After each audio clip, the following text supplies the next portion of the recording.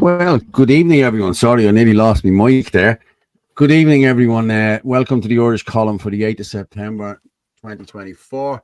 My name is Paul Simons. I know I look a bit good tonight, you know what I mean? But hey, I was out doing something earlier. But how are you, Anthony? How's things? Well, how are you doing, Paul? Can you hear me okay? Yeah, I can hear you fine, mate. I can hear you. Can you hear me okay, yeah? I can, yeah. I had to match the old suit attire there once I saw you. I said, oh, yeah. I had to go running. This is what real candidates look like, isn't it, Anthony? None of your tracksuits and wading and hoodies here, you know what I mean? This is it, because you're knocking on doors, you know? This is it. We're in the game now, the race is on. Yeah, is everything all right with you? Yeah, you're good to go on the whole lot, yeah? That's good. Good to go, yeah. But we have Orla down there as well, and I also have Froggy down there, so I'll bring them up now in a minute. But we have a good few things to talk about now. We're going to talk about New York terror attacks, vaccines, men go to war, women flee war. That's another one. And I have a video there of Harris dancing to Maniac. Holy Jesus, man, that man is cringe-worthy, I swear to God. And then I also have Enoch Burke. There was a protest yesterday outside Mount Joy, which went very well. There was listen, there wasn't as many people as we thought would be there, but hey, listen, we made our voices heard, and I'm sure Enoch heard us talking and the whole lot. And I have a video of Michael Burke as well. Michael is an independent running in Dublin Bay North as well with myself, and we'll go with that in a few minutes. But I'm going to just bring up Orla to the stage. Hello, Orla. How are you? Hi, guys. How are you? Good. Very good. I see you haven't got changed either, Orla. Sorry? I see you haven't got changed either. No, long day have photo shoots. Yeah, we had a photo shoot today for the Irish Freedom Party. Again, that's what parties do. We have photo shoots and we make the lads look good. But I don't think it's like our photo shoot, Paul. No, it wouldn't be as fun as our photo shoot now. Definitely not. Lads, we're flying it here. We're up to about 200 there now already. So keep sharing this out. You'll get it out on. I'm just going to put up the banners there so as you see it there. We can get us there on. You can comment on X. You'll get us on Freedom Network on X, at FitzyDub on X, at Irish Channel on X, and www.theirishchannel.com/live. You can comment on all of them spaces and we will answer you back if we can. We have a couple in there. How are you, lads? How's things? Looking sharp. Thank you very much. Hi, lads. And scrub up well, lads. We do scrub up well, don't we? You know what I mean? Love the Irish accent. Classy, unlike the British. Now you have it. Don't forget to mention the UFO sighting. Yeah, I'll have to show that video later. Oh, that's so funny. And then there we have, who's that? Adam Paul. When are you in court? I'm in court on the 5th of November, mate. So if you want to come up and support me, please feel free, because I'm sure Gript will be there too, and he could take your statement too. So, and here we are. Good evening. So we'll hide them now for a minute, and I'm going to bring in this gentleman here who is helping us doing immense work for us, and this is Fergus, aka Frogmeister. Hello, Froggy. How are you? How you doing? Did you not want me to bring you in? He's not. Hey, there's something wrong with the camera here. It's making me look fat. Oh no way! Jesus Christ, man, that's terrible. I was just on. Where's my hair? Jesus, is that a background you have there with the hair gone or something? Because Jesus, I seen you today. You had hair down to your neck, down to your. Yeah, what's happening here? I don't know. Jesus Christ, man. It's the stress of having Paul up in your house, Froggy. That's what it is. I have to use on the old AI graphics there. It's getting rid of my hair. Yeah. I'll change in the interval now. I'll change. I'm gonna change into me. I have a nice T-shirt that I wore yesterday, and the lefties were going mental. It's sick now. But we got a bit of stick yesterday off the lefties. You know what I mean? Your man come over and start giving us a bit of shit. But I tell you, I'm actually gonna go with I'm going to go with Fergus. Ferg done a speech yesterday there for Enoch Burke. Now, there was a few people did speeches, him and Gavin. So I'm just going to go with Ferg's speech first. Okay, now it's about 4 minutes long, but it's a good one. And we'll come back and talk about it in a minute. Fergus power, yeah. Folks, how you doing? Just want to say a big thank you for everyone that turned up today to support Enoch Burke, an innocent Irish school teacher that should not be fucking in that kip in there. Right? This government, the judicial system, they're letting perverts go every day of the week, bounce on suspended sentences, right? Caught with the most depraved images of child porn. That's the government we're living under. They're not a government, they're a criminal cartel here to destroy this country, right? And I have a message to the whole of you today here, right? I'll go first. Right. Simon Harris, everyone is in this doll. He's picked the wrong fight with the wrong fucking people. I'm telling you here now, right? We're not backing down. This is our country. This is our home. The only home the Irish has ever known. And we're giving it up for absolutely no one. Nobody!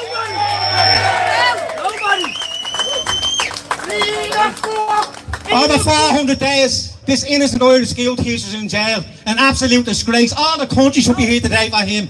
But thanks to everyone that turned up, that actually cares. Fair play for all that turned up here today. Him and his family are fighting against a monster, right? They need all the support to everyone in this country. Simple as that. They care about children and their safety and their welfare. He's been held as a political prisoner. He is a political prisoner, yeah? Yes. A prisoner of conscience. Someone that has a backbone and morals. Unlike all the rats in the government that sell out anti-Irish, treasonous scumbags in this government, right? I'm sick of watching their people getting treated like fucking dirt in this country. I'm absolutely sick of it. From the youth to the elderly, getting fucking pepper sprayed, battered all over the streets for standing up for their country, standing up for their families, right? This has to fucking end and end now.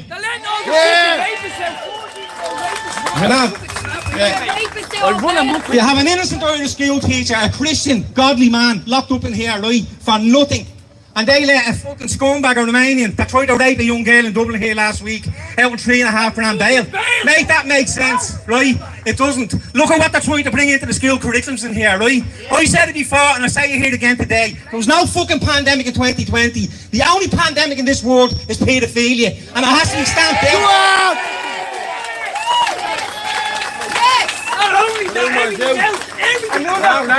Move back. He has the right to say what he wants. Move back. If you have to there, listen.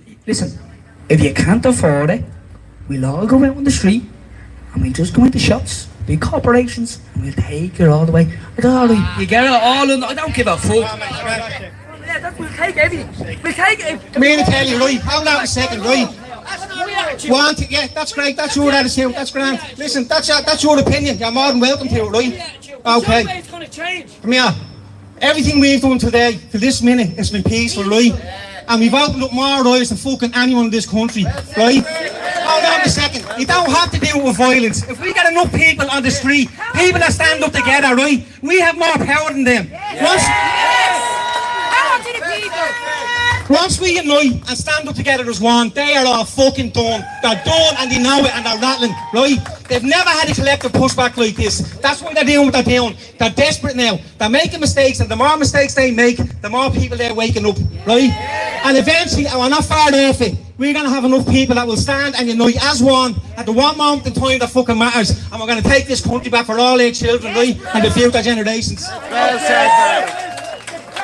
Well said. Now, mate. Let him have his speech. Let him speech. When I came out here in 2022, I stood outside this jail every day for Enoch Burke to keep his plight in the public domain, right? Because of what he stood up for. This man has made a monumental stance against the absolute satanic government that thinks they rule over us. They don't. And they say, do the opposite, right? They're not your rulers. Simple as that, right? They're public servants, sorry. They are public servants. We are private citizens, right? Yes. We should know more about them than they know about us, and we don't. This all has to change, and they have to fucking go. Simple as that. Well said, Ferg. Very good. Now I have to say, Very good. very good. I enjoyed that. I was there yesterday for that, and there was a bit more to it than that, like, but basically you got the gist. But he speaks from the heart, and I have to say, the first time I met Ferg, I had seen him at protests, a couple of protests, and I was in town one day, and I seen him standing outside Mountjoy on his own one Tuesday morning, I think it was, or a Monday morning. I was going into town for something, and I stopped, and I stood with him, and I was there 2 days, I think, with him, but he was there. He was there for hundreds of days. I'm being honest with you. He really was. Every morning he was there up until 12 or 1 o'clock, maybe 2 o'clock. People used to come and join him. You know, he is a good guy. I have to say, he really is a good guy, you know. He can be very, you know, you'd think he can be nice and quiet and stuff, but when you hear him speak like that, he's really good. Like, he's a great speaker. He is a great speaker. He is. He doesn't like talking. Ferg is not one for the limelight, you know. He just gets the job done. He goes out and does it. He said he might come on later on just to have a chat for a few minutes, but if he can't, he can't. But if he can, he can. We're here at 11 o'clock, so yeah, you know. And what he said there. Sorry, go on, Anthony. Yeah, just Enoch Burke's situation, like, bizarre thing, you know, and it's such a shame that people couldn't show it in numbers, and maybe we can do that again. Like, it's such a disgrace that man. Like, people love to twist the narrative of why he's in there. He's in there because he stood up for his belief systems, and he didn't bow down to this woke regime and narrative that they're rolling into, not just the schools, into the civil service, into the public service, into the. You can see it in the companies now, even semi-state companies. You know, this social media ban, all of that. You know, and it's a shame, and people are afraid now because he stood up and he got thrown in jail. He's been in jail a long time. He spent a lot of days in jail. 400. He's probably 410 now. But this is it, and this is why people are afraid to stand up, because really people, and I'm not advocating for any of that, but you can imagine people would stand in front of that, you know, paddy wagon and say, no way, this is not right, you know. And that's why people should need to stand up for what they say and stand up and turn up to these protests, you know. I think we need to come together a bit stronger and braver, and credit to everyone who was there. It's like your dad was there as well. I was standing beside your dad. Me and him had a good chat. But I was, you know, I'm busy. I'm everywhere, you know what I mean? But we had the lefties coming over. That one, Vagina or Veronica or whatever her fucking name is. She's a nut job altogether with the walking stick. And this other guy, Matt was his name. I think Philip done an interview with him yesterday. Like, he was over giving me stick first. And he says to me, will you support your constituents, your trans constituents? I just don't be annoying me. Look, you know what I mean? Come on, mate. You know what I mean? And then have you a knife? And he started, you know, look, I just pulled up my top. I said, have a look there. You know what I mean? And he posted there, oh, I saw his belly. It was horrendous. If he had seen me last year, it'd have been horrendous. There's a bit of an ab there now. It's not a gut anymore. You know what I mean? It seems it went very well. Go on, sorry, Frog. It just seems that Christianity is the only thing you can be slacking off, discriminate against these days, all around Europe, in America, everywhere. Yeah. I mean, if we were any other religion, you know, this wouldn't be happening. No, definitely not. And speaking of religion, you know, yeah, I'm just saying, it's not by accident. We spoke about this before, and a lot of people speak about this internationally. You know, like, even talk about, there's a revelation last week of the Shroud of Turin. I think I don't know if everyone knows what that is. It's supposedly the burial cloth of Christ, and it was tested in the 80s, and they said it was 13th to 14th century because there was a fire and a certain piece was tested. It turned out that there was a conspiracy of scientists who put that narrative out. That wasn't true at all, and now it's at the coming to light that it's 2,000 years old, and on the eyelids they had the coins from Pontius Pilate back in the day, and this is really now at the stomping the whole scientific community. But you won't hear the mainstream media, even though it's such a big, like, it's 2024 for a reason. Why? You know, because of the most influential person in history. Yet they won't run that, even a snippet in any newspaper or any reel, that, oh my God, like, this is like a massive breakthrough. Because at the moment, they're putting the foot on Christianity. And the reason I think it is, like, I always think atheism is a propaganda. And the reason why I think it is, they're doing that, is because if there is no God, and if you indoctrinate people to believe there's no God, then the state becomes God, and everything it says, you know, there has to be that authority, and they step in place of it. And then you allow abortion and all. I see someone asked us, are we a pro-life party? We certainly are. Yeah, you allow these things in then, you know, if you remove God. And I think Nietzsche said that if you remove God, everything is permissible. So that's why Christianity's taken out of it. You know, you often hear the Satanists say, or ex-Satanists say, we only pray against, or we only do these things against Christianity, because they know it's the one true religion, you know. That's my own 2 cents on it, but it's plenty of other people worldwide as well. But when you're supposed to be a Christian, you're supposed to have morals and you're supposed to know what's right and wrong. I mean, obviously everyone makes mistakes, but it's like this guidance. And if you don't have that, then where's your guidance? Where's your morals? Do you know what I mean? Yeah, and exactly. they want a world where everything and anything goes. Well, no, certain things don't go. And especially something like paedophilia and all that. Absolutely no way. And that's what they're trying to bring in as well. All the grooming of the children and everything like that. So fair play to Ferg. He's absolutely amazing. And the same with Enoch Burke. Because at the end of the day, how people think it's okay for that man to be in jail, but yet Judge Nolan is letting out rapists and paedophiles, child pornography back out on the street is absolutely unbelievable. He makes every excuse going for these people. But yet, if we were probably caught in the car with no tax, we'd be given 5 years in prison. Like, it's how people can stand by and think that this is okay or that this is normal is completely beyond me. Yeah.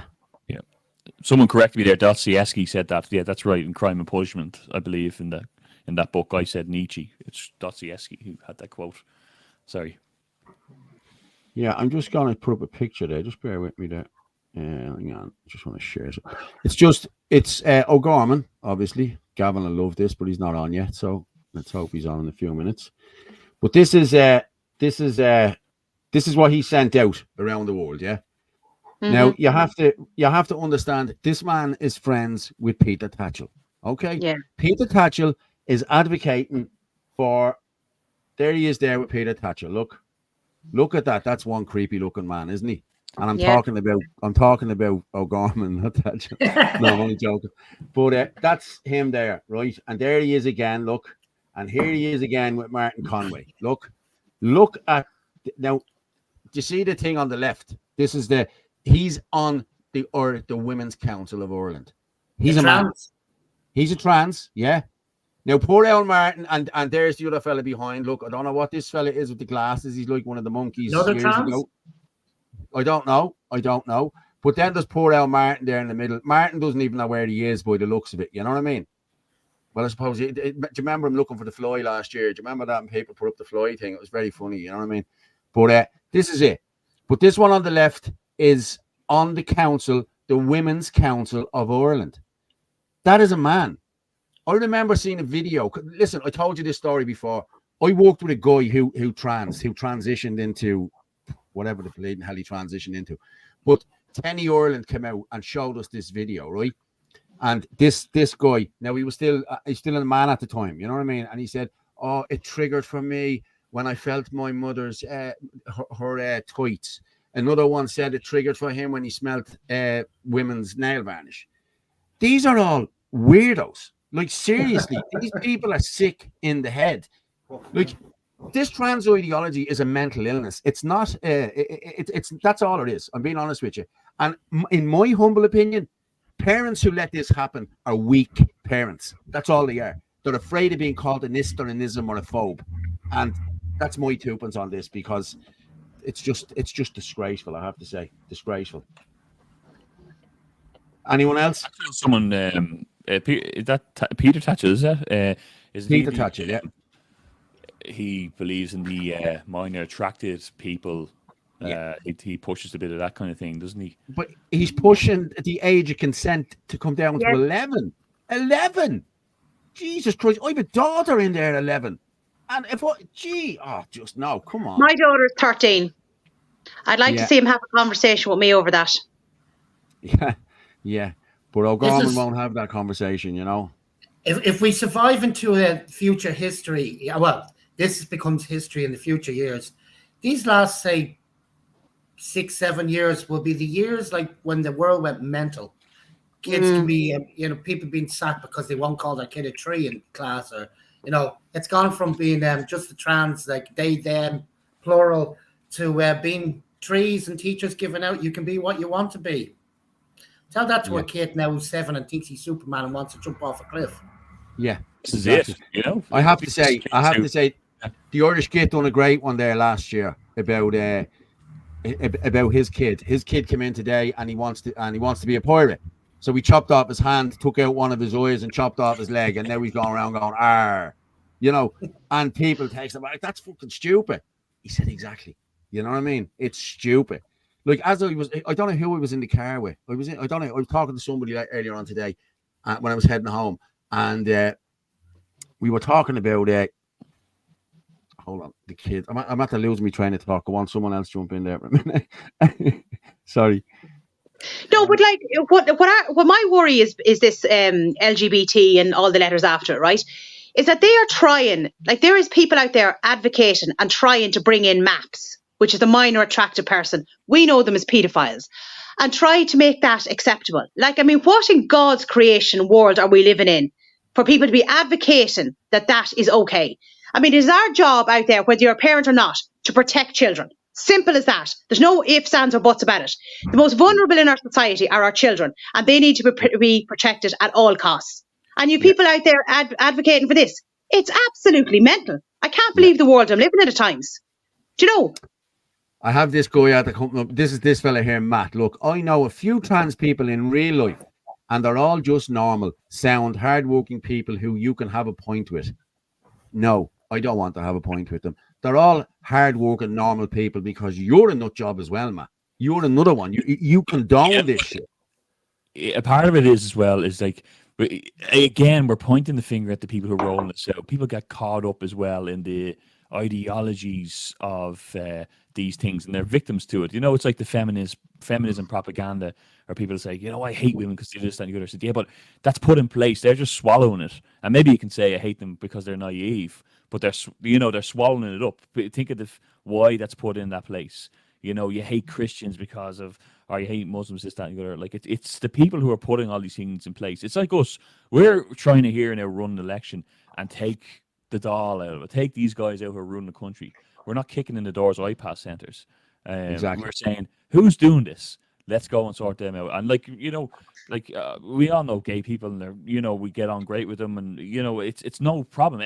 The idea is that if everyone lives their own life to themselves and doesn't harm or be in anyone else's face or go after kids, that's the difference. That's when when these things start appearing on the ground of the crosswalks or in your kids' schools, and everything starts becoming justified, like that minor attracted persons. There's just, I think that child trafficking is just, it's too high up. The elites, that's their thing. I think this is why this is being rolled out and cushioned, with these words, minor attracted persons. It's pedophiles. That's what you're talking about. That's the word for it. Yeah, of course. Yeah. And there's an awful lot. You speak to our Glen, and there's an awful lot of gay people out there are completely and utterly against what is going on and the agenda that has been pushed out on the children and everything. And they're completely against it. And fair play to them. Oh yeah, exactly. But listen, I'm not saying I know very many gay guys. Don't get me wrong. I used to be in company of a couple of them. You know what I mean, with different friends and different that. Andy were the nicest guys you'd ever meet in your life. Never bothered anyone, just did their own thing. That's what they do. And then you have like lesbians, the same. I probably know one or two of them as well, but they do their own thing, and they are up in arms over this. Yeah, because there's a lot of them they have been hijacked.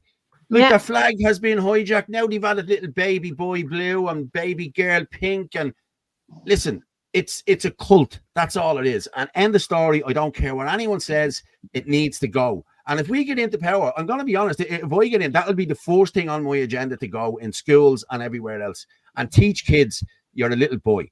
No, sorry, I remember now what I was going to talk about. I was talking to a guy in the car today about that. I knew girls, right, that were tomboys growing up. Mm-hmm. Okay, these girls, now, if these girls were in this day and age, these girls that had or boys or whatever they were, that were a bit feminine, they'd have had the lad lobbed off and tits, implants, the whole lot. You know what I mean? And 3 years down the line, they'd probably end up killing themselves because 90% of these trans kill themselves. The suicide rate among trans is through the roof. You know what I mean? Yeah. It is. It's really through the roof. But as I said, I know these girls now. There's probably 2 or 3 of them, I'd say. And 5 and 6 kids, 4 kids, all happily married, all went through puberty wanting to hang out with the lads and have the crack. You know what I mean? That's all that is. That's it. Hope to Jesus you get in, Paul. So do I, mate. So do I, to be honest with you. Cracking heads there. The what? No, they will all be the same. I mean, the one rule is you don't come after the children. It's as simple as that. Or the old people. Children are old Or the people. old people. The most vulnerable. Yeah. Sorry, Frog, what? There was a great interview Phil Dwyer did with a gay bloke at the Posey Parker interview. Oh, I remember, yeah. Sorry. Yeah, he did it. He met this gay guy and he was saying he was on our side of the line. And if you look, I've seen it.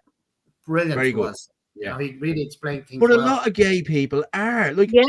as I said, they've hijacked this. It's been hijacked. You know what I mean? By them.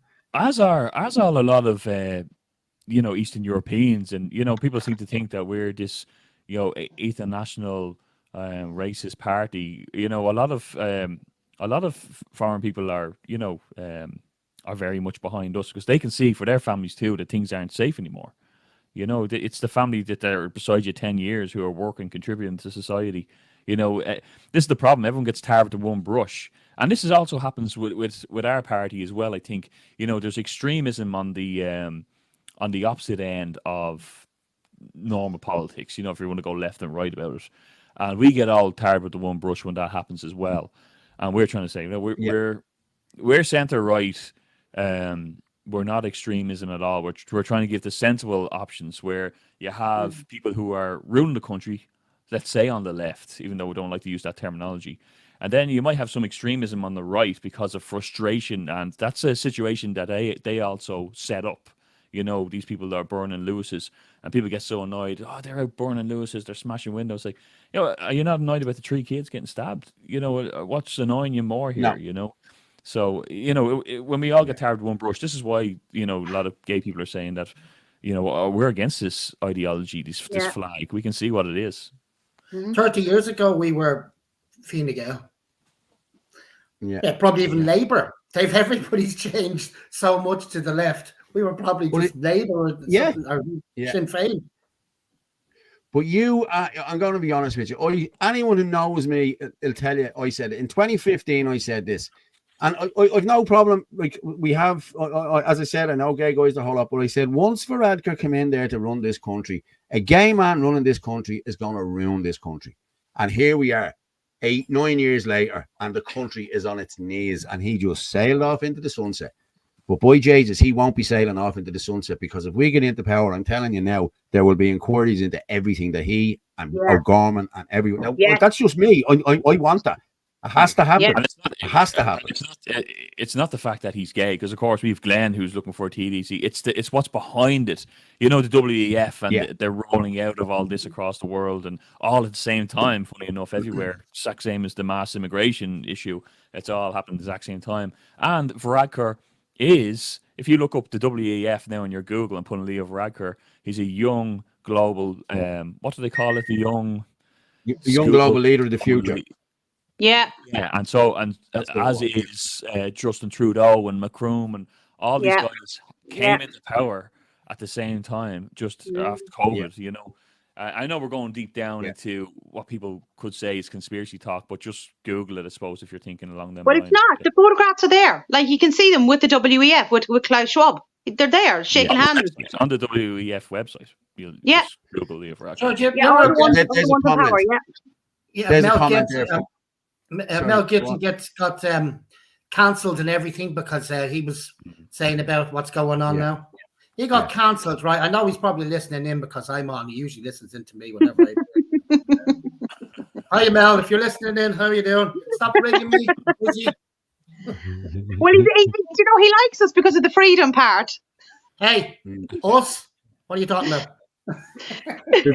There's Matt after. Now, there's that chap Matt again after a comment. Trans suicide rate is extremely high, so maybe that proves it's a hostile world for them to live in and needs to be addressed so they have a better quality of life.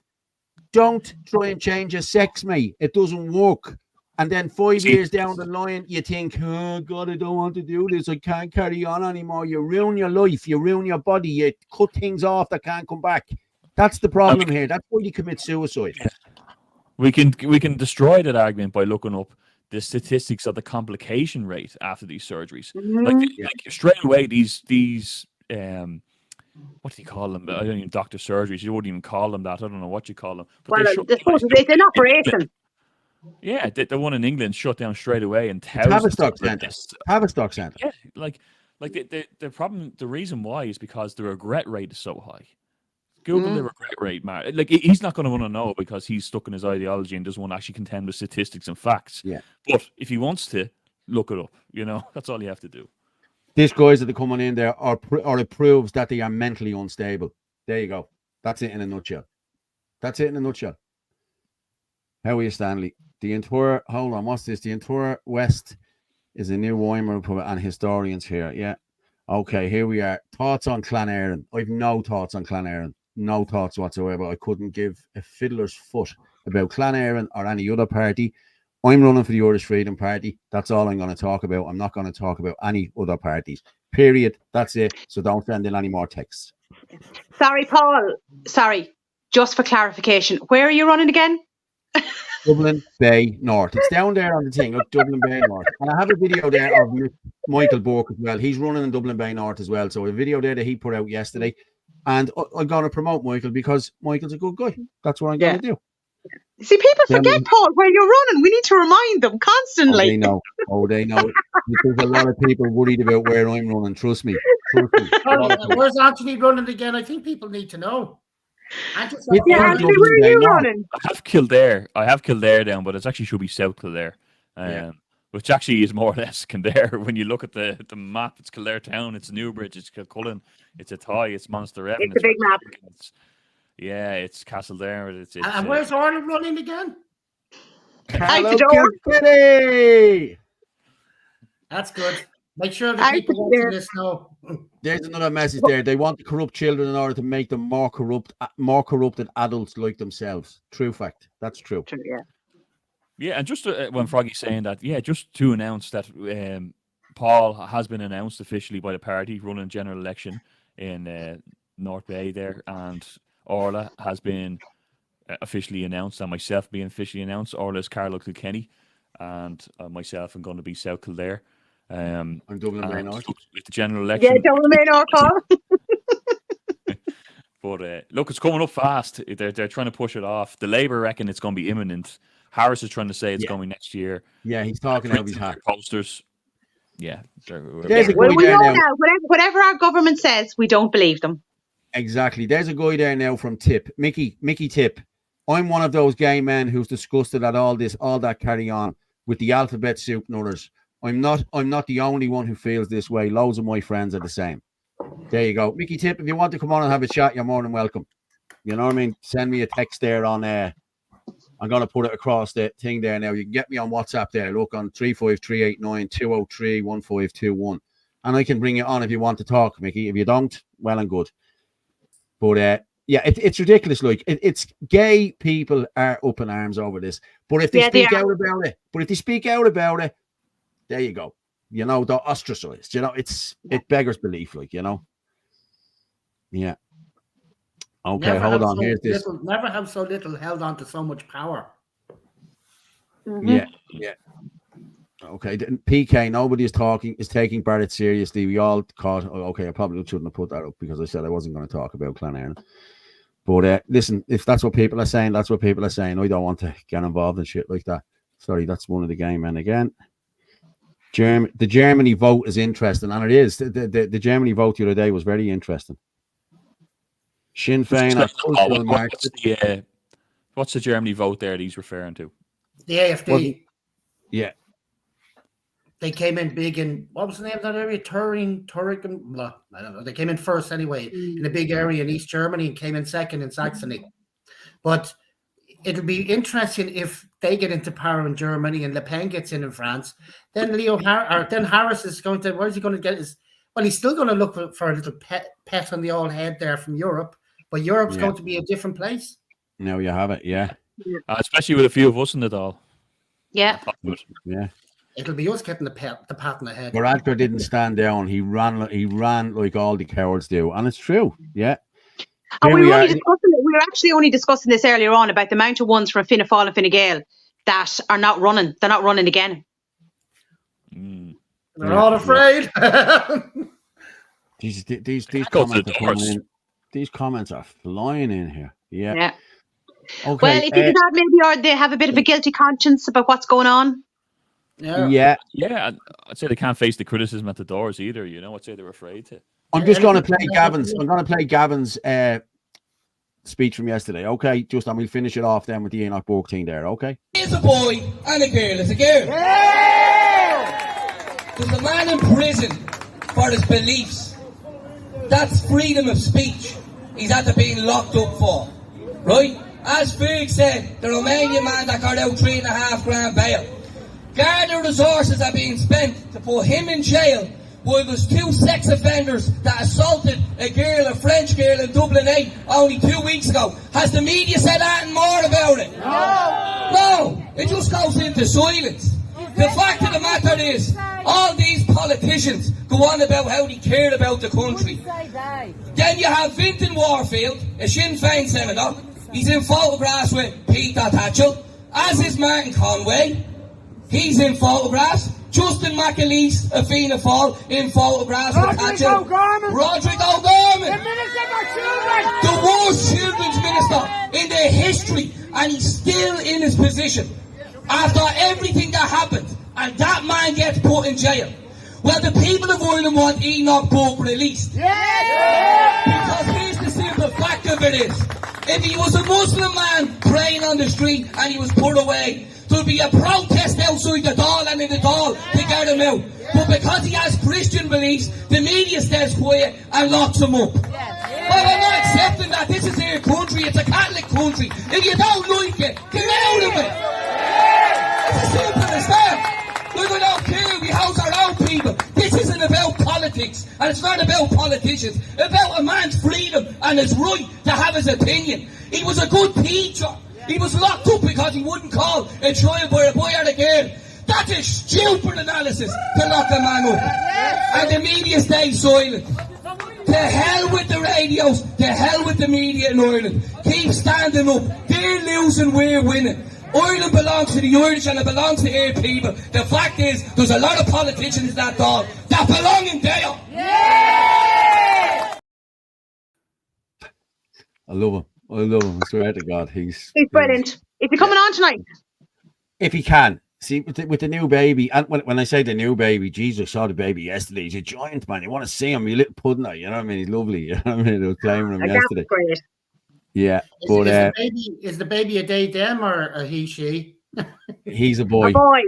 He's a boy. Trust me, he's a boy. Yeah. Gavin doesn't go in for that shite, you know what I mean? But right, we're going to move on here now just for a few minutes about vaccines. Right, okay, I'm going to play the Red FM thing from the other day. Oh, yeah, yeah. You sent that to me. Now, I'm going to play that first. We've a couple of different ones. RFK Jr., about 40 seconds. I've Peter McCullough. We'd probably get banned for that as soon as they hear his voice. But hey, listen, we'll go with it. But I'm going to go with the Red FM, okay? Containment measures. So they're looking at unprecedented figures which are raising serious concern. Serious injuries, serious deaths following vaccinations. This is data that's available now because they looked at 47 countries in the Western world. They said that during the pandemic, it was emphasized that every COVID death mattered.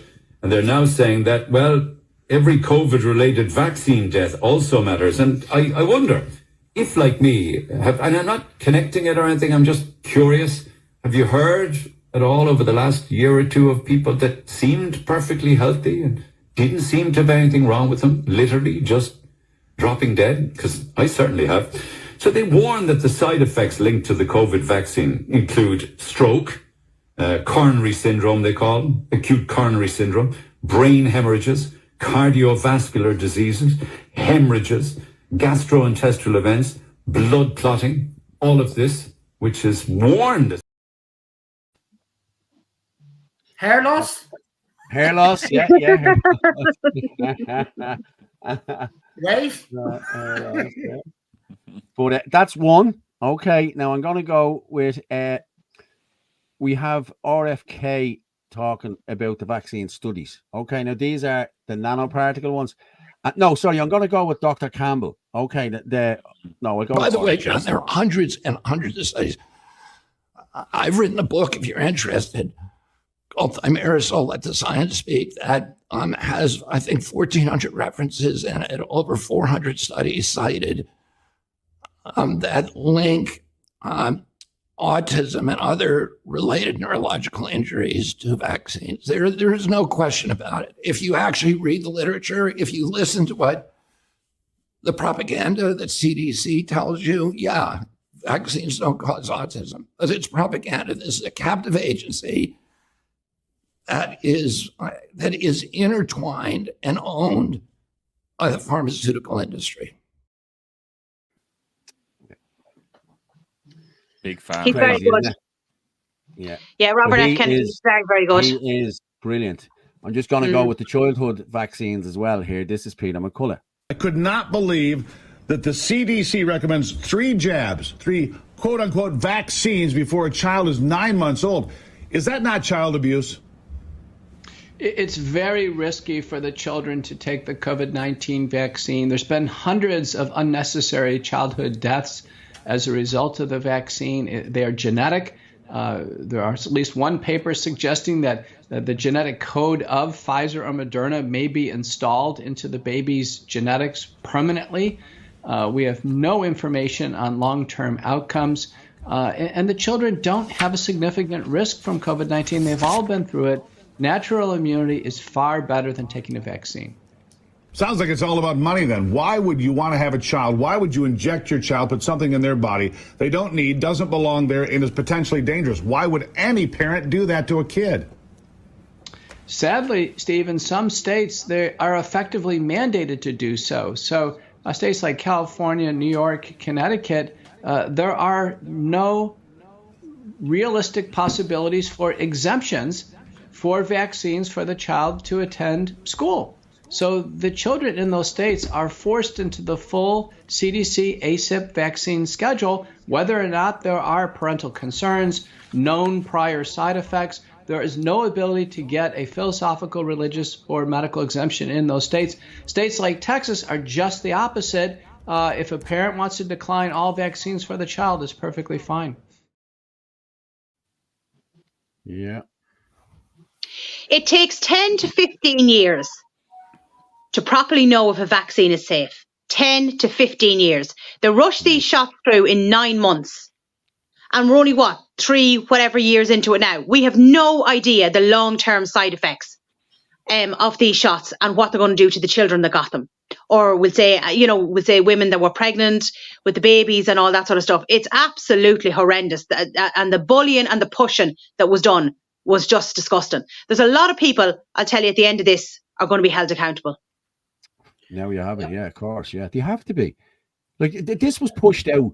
Listen, this was coercion. You couldn't go to work. Like, my mother and father got it because they wanted to go on holidays and because the news told them, RTE told them. I was telling them for a year and a half, please don't take any more. I asked my own partner not to take them, and they couldn't wait to rush out and come back with a badge. Oh, I'm vaccinated. Fucking idiots.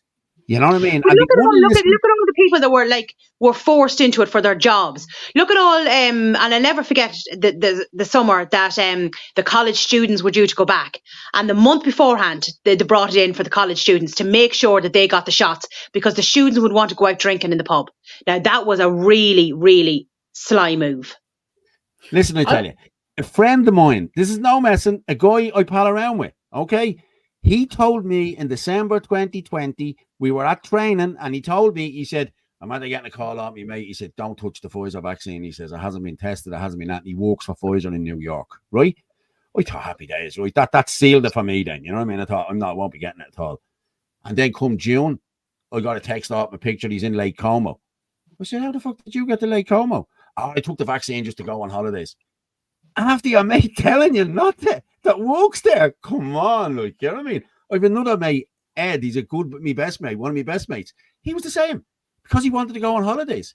And my man, as I said, it was just coercion. And even if you look in America, they were giving out McDonald's and chips, and they were giving out college places. Come on. And lotteries and everything. But you know what? I will say this now. we must be blessed by God, because all of us who didn't take the shots, imagine the miracle it is that we're all still alive. Because they said we're all going to die, and we're still here. It's a miracle. Someone just asked me, Paul, since the local elections didn't go too well for you, do you think you will get many votes in the general election? I think I will get thousands, mate. Thousands. I think we need to be mindful as well. Look, some people in party did take one or two, and there's probably some people listening in that took a few. And look, it was a multi-trillion-dollar propaganda scheme. So you can't. That's what I'm telling you, Anthony. That's what I'm saying. That's what I'm saying, Anthony. They were coerced into this. Like, seriously, and I do understand it. Go on, yeah.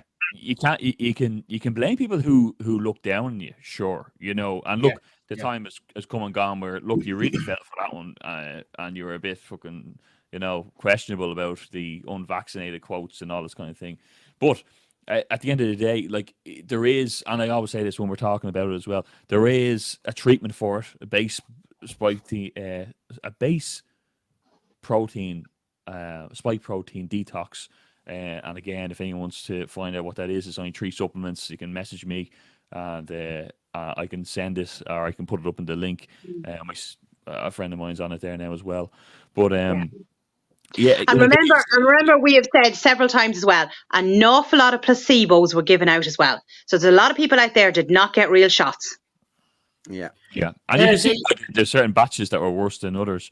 Yeah, that's correct. Look, we just need to remember, like really, like, this was the most untrusted industry in the world in 2017, and they became our saviors. These guys now are making so much money, and what they're doing with the money is they're turning over land, they're buying out, along with the immigration as well, but they're buying out all the resources, and they reckon the UK, this is what they've made their social credit, you know, the universal social credit system based on, the same structure.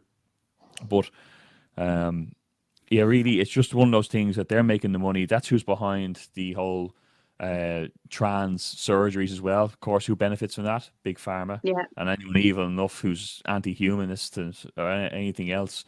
They're at the back of all this. They're making billions off everything they said. You know, it's the same people who make money off feminism, get everyone out, get 50% of the other people out paying, and make inflation so high that nobody can stay at home and raise kids. And we'll raise the kids with our new curriculums, you know, brainwashing again.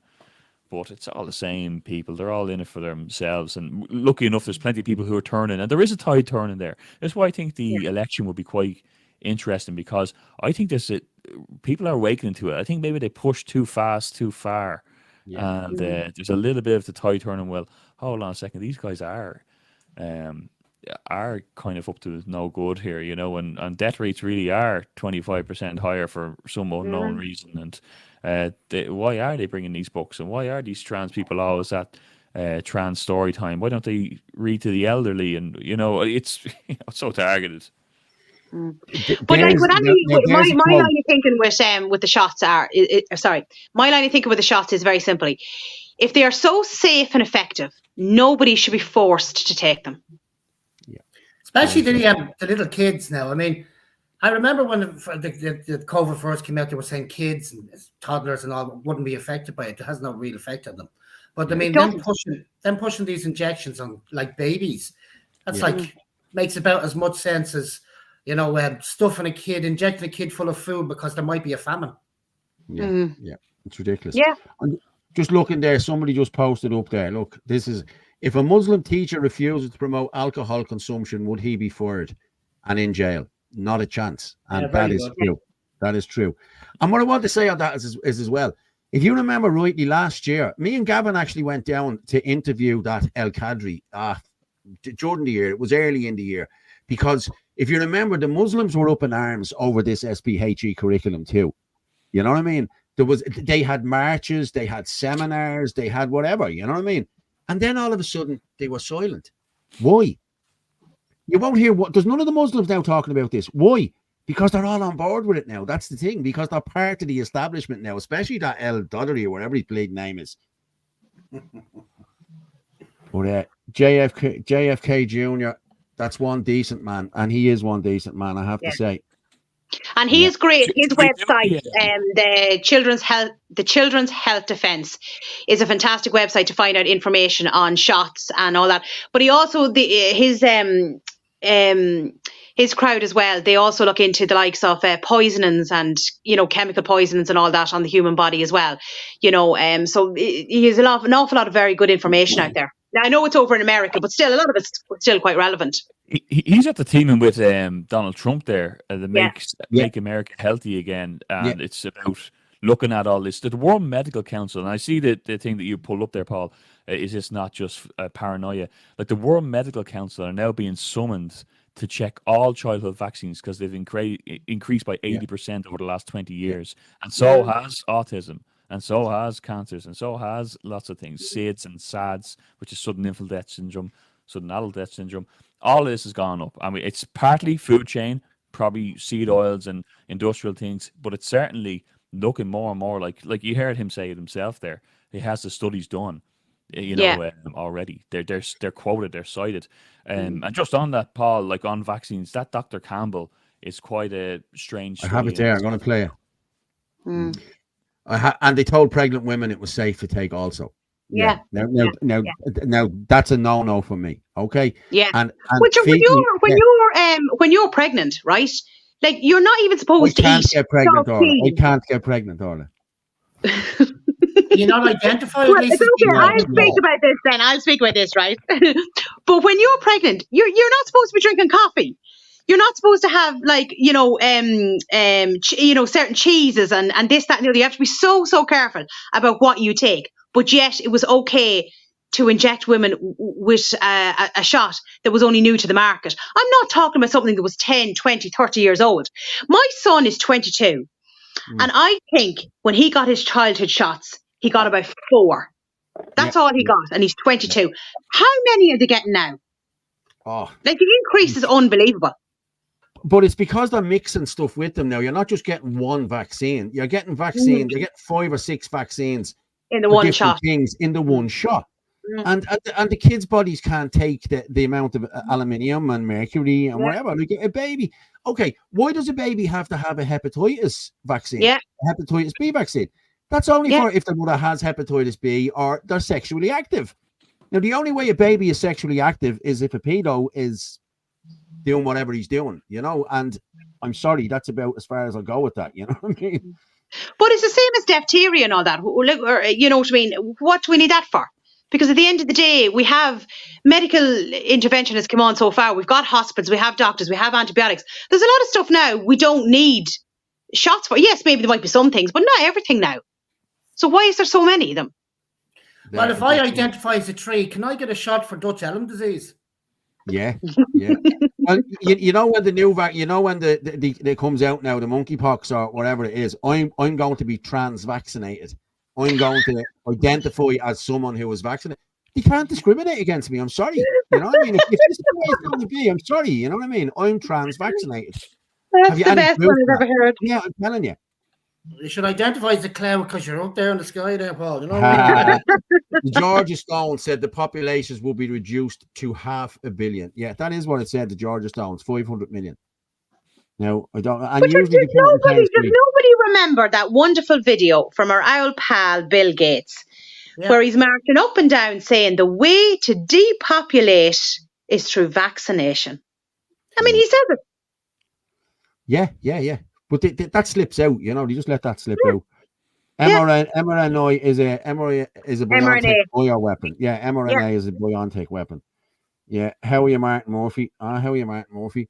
And Martin's going to be starting a podcast, is he? If he can come on later on, he'll probably talk to, but we will promote it now in a while. Martin Murphy, IFP, how's the crack, lad? Have you had a chat with Matt? Oh, stuff. But Martin Murphy, how's the crack? Hang on a minute. Anthony, if you're a pro-life party, why is one of your general election candidates pro-choice? I don't know. I'm pro-life. I'm pro-life. I don't know, I don't know who that is now, to be honest with you. It's not me in any way. Life begins at conception. It's a tough one to argue with. Yeah. And who said they were actually pro-life? Did it actually come out that person's mouth that they said they were pro-life? They put an opinion on something else. If you can Do you put the know? name in there, if you can put the name in there, please. And let's see, yeah, I love the way they're coming up as bug. That says it all, doesn't it?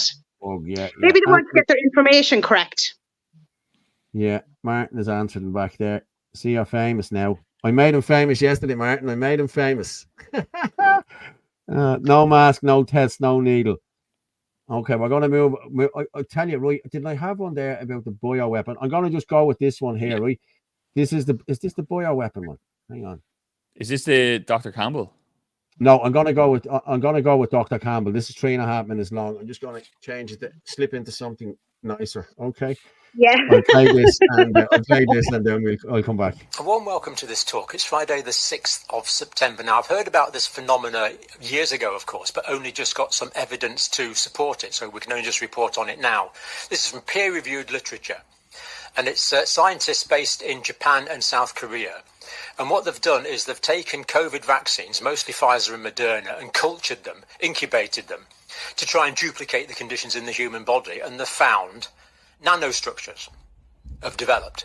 Now, I don't expect you're going to watch this video or be allowed to watch this video, but I'm going to do it anyway. And if by some chance a few of you actually get to see it, then that's brilliant. Now, here's the equipment that was actually used here. It's stereo microscopes. Now, basically all this means is you're looking at it with two eyes, therefore you get stereoscopic vision. And what happened was that initially they developed two-dimensional nanostructures, and then some became three-dimensional as well. And of course, you can see that with a stereoscopic microscope. Let's go and look at some now. That was the equipment that they were using. And of course, these days, you don't so much look down the microscope, it all goes on a screen, so you can take copies of it. Now, these are from the publication. These are some of the nanostructures that were observed in as I've said before, conditions that were designed to duplicate human cells in the human body that developed from the COVID vaccines, the mRNA vaccines. Now, the scale here, we'll look, well, I'll just show you a couple of pictures and we'll look at the scale. So these are the sort of structures that they were finding. I mean, what the heck is that? You know, that is a structure that spontaneously sort of put itself together, a spontaneous assembly of this structure from the COVID vaccine cultures. Now, the scale here, 10 micrometers. So that's so one micrometer would be the size of a sort of a bacterial cell. 7 micrometers would be the size of a red blood cell. So you can see these are nanostructures, but this is a very detailed looking structure that has spontaneously assembled itself here. Really quite yeah, well, look at it. You know, that spontaneously assembled itself. What the heck is it? Now, of course, as always, we don't have, I won't be giving full answers to these questions.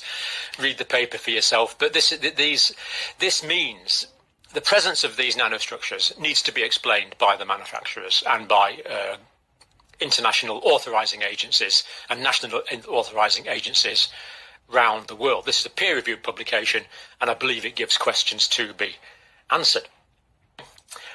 So real-time self-assembly, these things are bolting themselves together, as it were, of stereo microscopically visible, so you can see them through the stereo microscope. Specimens of mRNA products, mainly from Pfizer and Moderna, a comprehensive longitudinal study.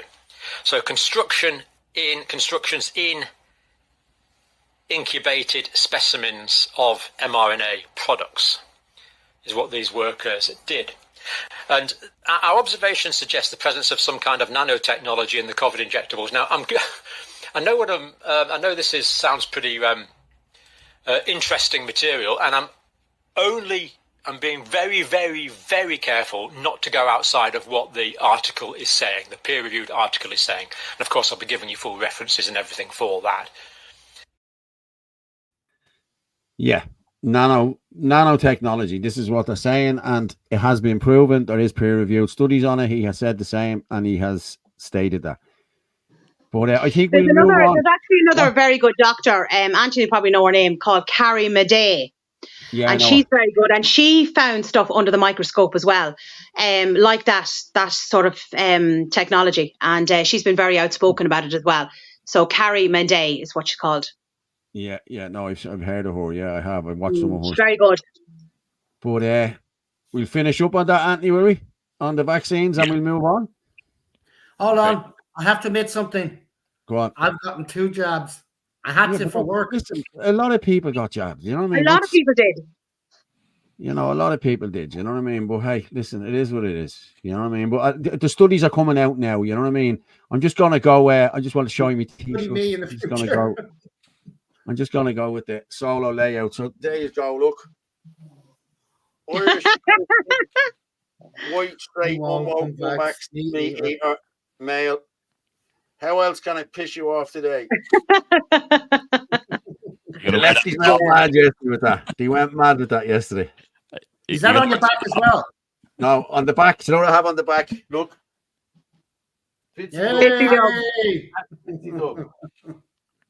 Here, Paul, you need to put something else on the back.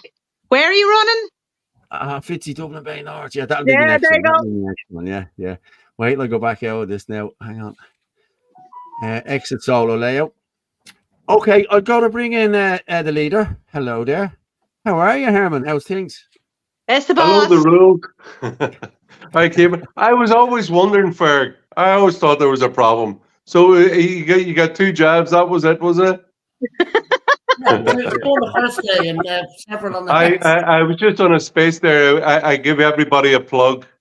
Anthony, Paul, Orla, give you all a plug as the candidates who've been announced already.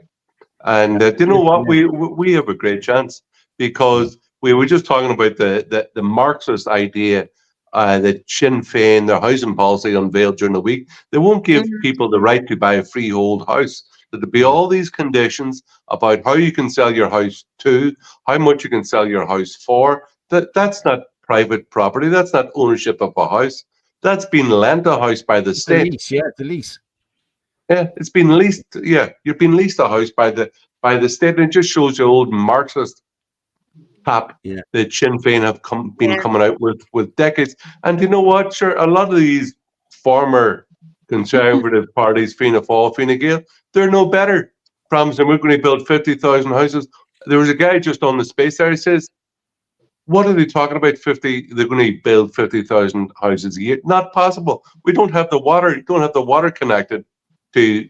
Like, you may build houses, but the water without house ain't much good. And secondly, power. We don't have the energy. Like, we have, by the end of this decade, we're going to have 29% of all electricity generated in Ireland going to data centers. We don't have enough for housing. So the last 2 winters, there's been very close to a red alert for the electricity. We don't have enough power in the country to. And then, as I pointed out before, about because of EU membership, we're signed up to the Growth and Stability Act, and also rules on state aid, that the state will not have the freedom to spend all this money that they want to build public housing. They just won't be allowed to spend that much money. They can't take. You have a limited amount of debt that each state can take on, and we won't have the money. And because houses are expensive, and people, we don't. Also, the builders can't get houses, so they would rather go off and work in Australia and Canada than stay in Ireland. So this whole thing about we're going to massive increase in supply of houses, 50,000 a year, it's all make-believe. The only way we'll be able to get equilibrium back in the housing market is to cut demand and cut immigration into Ireland. It's the only thing that we have really control over, because all these other things we're talking about, supply, we won't be able, the government will not be able to manage it.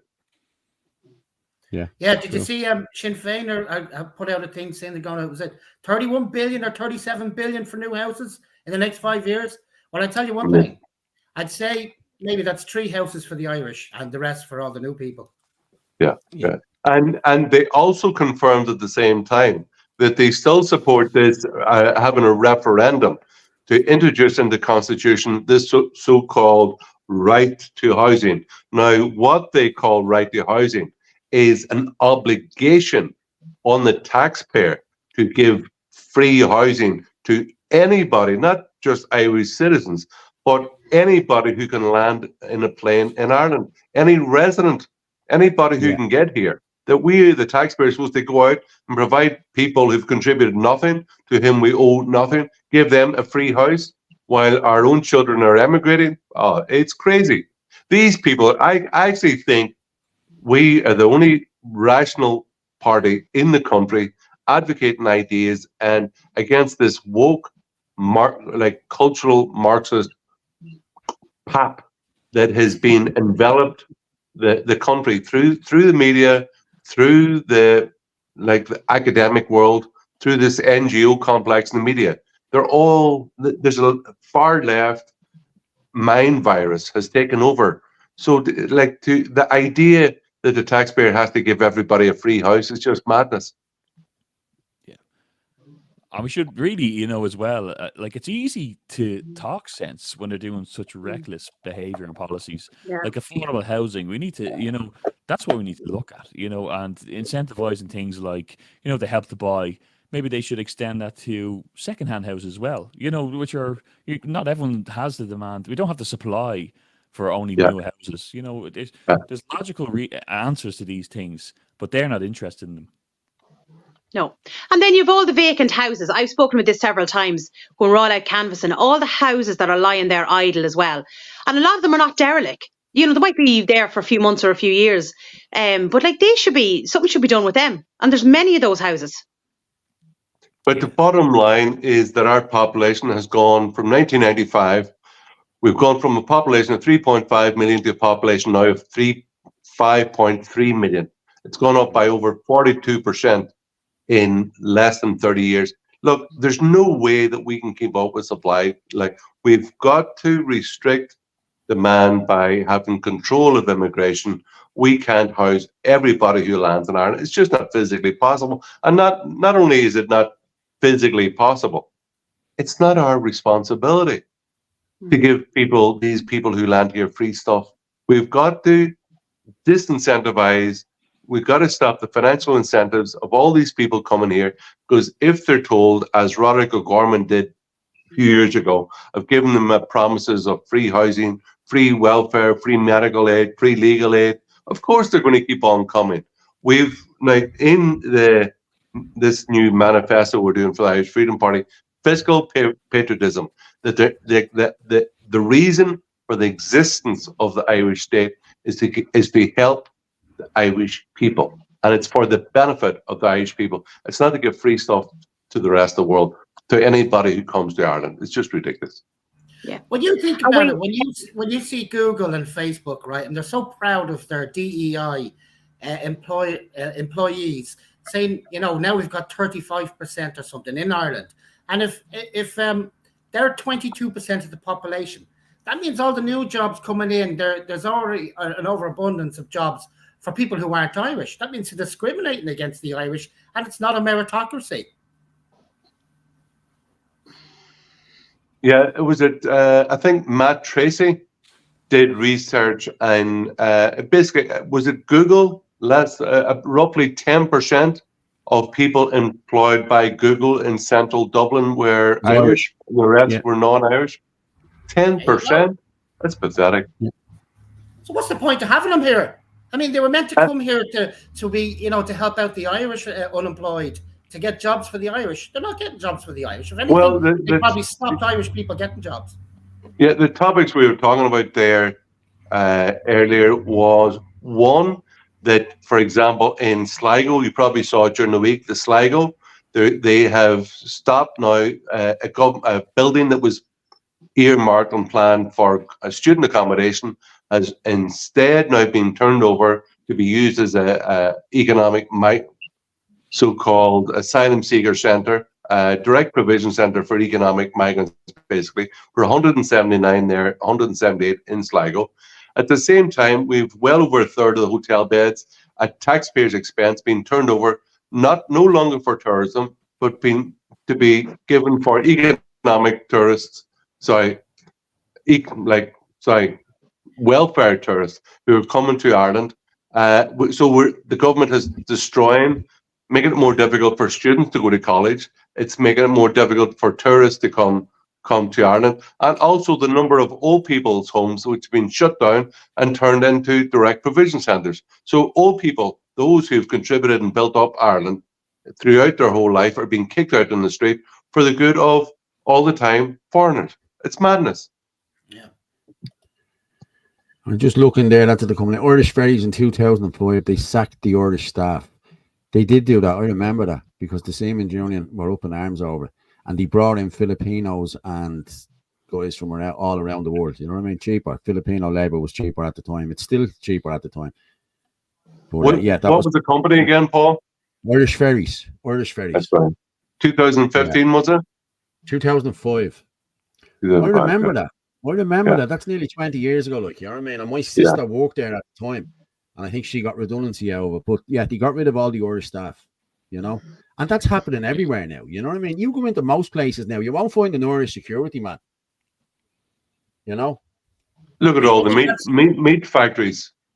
They're all Brazilians and wherever, from all around the world, but you won't find any Irish people there. You can tell by this what they're, you know, just the path they're going on when you realize, like, we are now spending more on equality and integration than we are on children, disability, and youth. Like, that's amazing. Like, that it just shows blatantly the agenda and direction they're going into. That whole carry on last week of the SPHE booklet, approved by the Department of Education, placed on our schools, that our children would be taught to hate Irish people and Irish culture, is unbelievable. It reveals, I believe it was a good action. Why? Because it reveals exactly who this cultural elite in Ireland, what they believe about ourselves. They're how they sense, what they believe, what they think about the Irish people and our worth and our culture. And they despise us. But they showed it clearly, which is good. And the second thing which made it good was there was a pushback against, let's call it, the woke, anti-hibernophobic agenda in Ireland, and the natives won. And that should be good for our confidence, that people can see that now, where before the cultural elite in Dublin 4 can do as they like, and we had to suffer it, now we can push back and have the success, and it should give us confidence to do it more and more. Yeah, it's true. Yeah. It's true. Yep. I'm gonna go with that was good with the trade unions. They're very silent in all this. Because they're bought and paid for. The trade unions are bought and paid. The NGOs, they're all part of it. Like, you know what I mean? If you look at any of the protests that go on now, when they counter protest us, it's all the trade unions. They give the lads, give them a half day and let them go to the march. So who's not going to take a half day and go to a march? Let's be honest about it. That's how they get their numbers. I was there last year when Ruth Coppinger called for student unions, SIPT, all the different unions to come out against us. Do you remember they had the one with Christy Moore, the gobshite, last year? They had the big one. Yeah. Well, they were all bussed in. You know, they were all union members and student unions and Baroga and LGBTT, all this crap. Like, you look at Palestine, the marches for Palestine. They're full of rainbow flags and these flags. These people haven't got a clue, because Palestinians throw these people actually off buildings, and they've been seeing video on it doing it, like, you know. So these people are just stupid. I'm being honest with you. They're tick.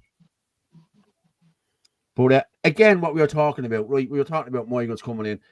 But I'm going to play this video here because what this lady says really resonates with me. I'm being honest with you. So I'm going to play this and we'll come back and talk about it. Men go to war and women and children flee war. Where are all the women and children, please? Everybody that's coming over are fighting age men. They're soldiers. Now, are they there to protect us, or are they there to round us up? What are these immigration centres for if we're not using them? What are all these new prisons for if we're not using them? Prisoners are being released early, on tag. What are the FEMA camps built for? The largest one can accommodate 2 million people. But where the hell do they expect to find 2 million people, and more importantly, why? There's something else going on they're not telling us about, because it's cataclysmic, and we should be told. We should be allowed to make preparations. Putin, who's supposed to be the bad guy, has made preparations for every single one of his citizens, man, woman and child. But what are our governments doing for us? Absolutely nothing. So you want to know what immigration is really all about? Ask them. Because they're working with the SAS. They're working with our military. They are soldiers. That's my view. Why is it that our own veterans are living on the streets? Why our own people are living on the streets? And yet these people can come over and live in hotels and get £175 a week. That's more than our unemployed get because they're on the payroll. There is something being planned and it's not good. Not good at all. For any of us. And I said before, where are all the women and children? Men go to war. Women and children flee war. Why are they coming here? There's no war here. Why aren't they fighting for their own countries? Why are they coming here? And why are we accommodating them when we're not even accommodating our own people? Now, I remember somebody saying that to me last year, and I spoke about it to a few different people that were in the army, and they would say, oh, sure, you know, the UN soldiers and like this and that. And this guy told me, he said, the UN haven't got a clue. The UN are the most, how would you say, they're just not organised. They couldn't organise a piss up in a brewery. That's exactly what he told me. He was an ex-soldier, and he said, but the UN now are different to what they were 15 years ago. The UN now are controlled by the WEF, the WHO. They're all controlled. They're all, you know. So I don't know about this, but it's worth looking into, I think. You know what I mean? Because they are all military age men. You look at what went into Thornton Hall the other day. There was a woman there 3 weeks ago, before they actually went in, and she videoed 4 guys. There was 3 guys. They told them to get out of there, and they were soldiers. I don't care what anyone says. And then we found out that Ukrainian soldiers have been training here in Ireland. You know, so listen, it's easier to bring soldiers in there and then your man Dave Mooney is bringing in these guys as well. You know what I mean? Army, like Irish Army, to run these camps. You know what I mean? There's a lot more going on than we know about, you know. I think that's my opinion. So yeah. Well, like I've said this a few times before. Like, I mean, if there was a war or whatever was going on there, where's the men that are 60, 70, 80 years old? There's none of them. They're all pretty much, you know, 20, 30, 40 coming in. I don't even know if there's any in their 50s, but they're all young men. Where's all the older men? Exactly. There's a point to be made though as well. You know, when you look at Thornton Hall, like certainly these guys are Eastern European. All Eastern Europeans do have to do their year or two of service, so they all would certainly have this kind of military style about them as well. But it's interesting, Putin and Russia being mentioned there, because he actually offered a safe haven for people trying to escape Western liberal ideas recently. You know, and you're made to think that he's the bad guy in this whole world war. But yeah. You know, one thing, what I could say is to remember that is in City North. What was the big hotel where they have? I was at it. Can't remember. Is it City West? Yeah, City West. A huge big hotel complex. It's more than a hotel. It's a complex. You're keeping thousands of people there. I think it's roughly 3,000 people there, right? Yeah. They have all these young men, and we saw fights there. Fights would break out occasionally between the Georgians and the Algerians, right? Between the Christians and the Muslims.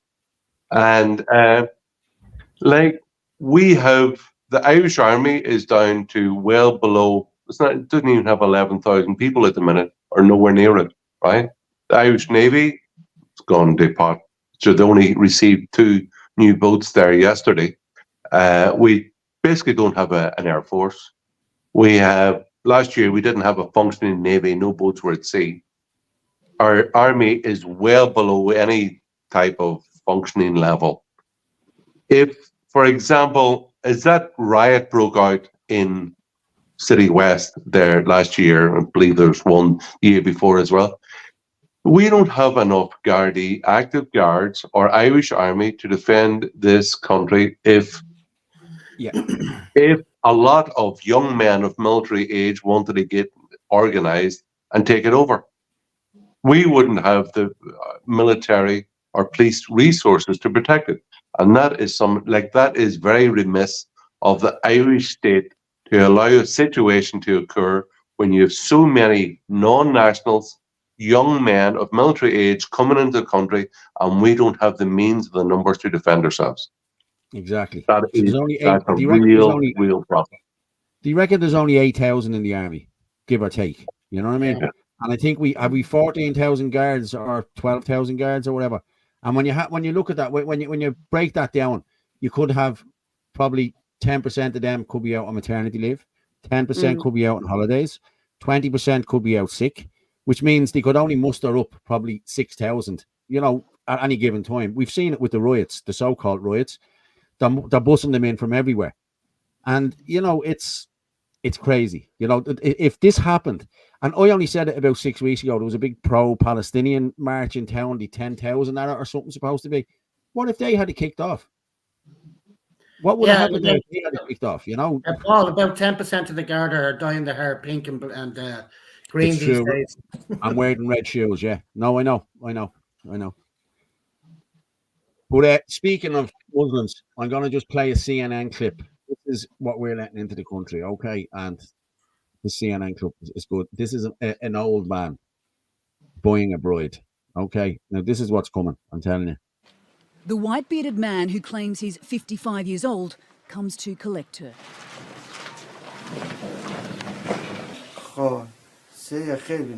He's bought Parwana for 200,000 Afghanis, just over $2,000 US.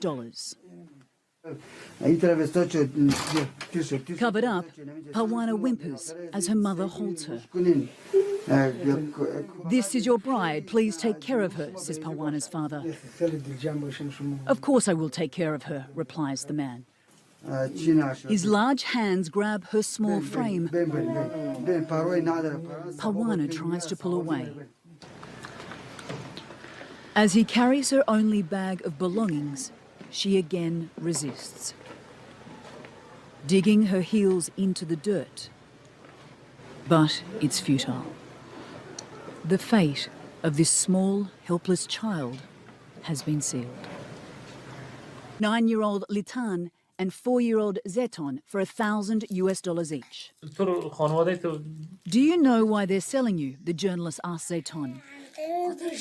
Because we are a poor family and don't have any food to eat, she says. Are you scared? He asks. Yes, I am. Another family in Gore province borrowed money from their 70-year-old neighbour. Now he's demanding it back, but they have nothing to give, except their 10-year-old daughter, Magul. My daughter doesn't want to go and is crying all the time. I am so ashamed, he says. Terrified, she threatens to take her life. If they push me to marry the old man, I will kill myself. I don't want to leave my parents. Days later, she discovers the sale has been finalised. Another Afghan child sold into a life of misery. It's disgraceful, isn't it? Disgraceful. That's barbaric, isn't it? That's unbelievable. Yeah, it's disgraceful. To watch that, to be honest, and that actually makes me sick to my stomach. Well, there's people in the comments saying the same thing. Yeah, but again, like. But then in Islam, like you're talking about Afghanistan, an Islamic country, and Muhammad, supposedly for Muslims, the perfect man, sure, he married a girl aged at 6 and had raped the girl when she was 9 years of age. So that's barbaric. And that's why this barbaric custom continues to this day, because they are repeating the actions of Muhammad, the rapist, the child rapist. I think in Iraq they're after passing a law to make it to 11 again, something like that. Yeah. I remember seeing. Peter Thatcher must have had something to do with that. The world right now that we live in, we're going backwards there. And like Herman said, and Muhammad, he was in his 50s when he married that 6-year-old. It's 53, yeah. And I've heard people try to. What would they say? They try to say, oh, look, it's cultural difference and all that. That's just basic biology. It's disgusting. You can't defend this kind of thing. No. It's paedophilia. It's as simple as that. There's no other word for it. Yeah, when you think about it, we're going on about them, and it is disgusting and all, but it seems to be coming into our culture with the woke shit. Exactly. Yeah. Big time. Big time. It's crazy, you know what I mean? And then you have... Then you have what you call it, that guy El Kadri talking a few months ago that he was attacked. Now you don't know what he was attacked for, but yet every newspaper ran with it, as we know. You know what I mean? But if you seen a couple of months previous to that, somebody done a video of him. He was converting some young fella, 17-year-old young fella, in his car. Now, I've heard stories about this guy, you know what I mean? I'm not going to repeat them on here, but like, you don't know whether that's what happened on the night. Had he got some child in the car? He said it was a wedding. So what are he doing? Going around giving out marriage licenses willy-nilly like that? How can you do that? Like, that's not allowed, you know what I mean? But it's allowed in their culture. Was it converting or perverting? Well, there you go. I'd say perverting. Yeah, I'd say perverting. Yeah, definitely. Well, it's incredible. Like, we've all seen the videos I put up. He blocked me. We were having quite a civilized video conversation back and forth for a while until he had enough of my questions and he blocked me. But one of the things was, he did in 2009, he was shouting support for Hamas. He said he didn't realize it was a terrorist organization, really. And then secondly, he did a video where he quotes from the Quran, chapter 9, verse 9, where Muhammad commands Muslims to kill the Christians and the Jews. And if they don't, if they're not killed, they have to pay the jizya tax, which he then spends 25 minutes explaining the technicalities of this jizya tax. No, he skips over that Muslims are commanded to kill Christians and the Jews, but he spends 25 minutes talking about the jizya tax, which he then describes as protection money, like a mafia, Muslim mafia. Look, their culture is incompatible with our own. The less of these people we have in Ireland, the better. It's madness to take these people in, because why? They have a political ideology of subjugation and annihilation. They, like 109 times in the Quran, there's admonitions for them to commit violence on non-Muslims, i.e. Christians, like cut off their heads, kill them, strike terror into their hearts, kill them where you find them, 109 times. So why would we allow people into our country who are told every Friday at the mosque to go out and kill non-believers? It's madness. No. I done a video on Wednesday or Thursday, I think it was. They were going, RTE were running with stories that they've no facts, the same thing as what they did. But I'll let you see this one. This is the spaceship one. It's a good one. How are you, folks? Paul Fitzsimons here from the Irish Freedom Party. If you look, I'm in Latchford Park here now at the moment. You can see it over my shoulder there. And there's reports here now that a spaceship landed here last night at 12 o'clock. Now, I've seen it myself, but nobody else has seen it, that sort of way. So I'm looking for witnesses now to see what has actually happened here, you know what I mean? But as I said, I've seen it. It was here at 12 o'clock last night, you know what I mean? And I'm sick. I hadn't got my phone with me at the time, you know what I mean? But as you can see there, you can see the patch of grass there where the spaceship actually landed, And I'm sick that I hadn't got my phone with me, or I didn't take any pictures, because how else is anyone going to report on this?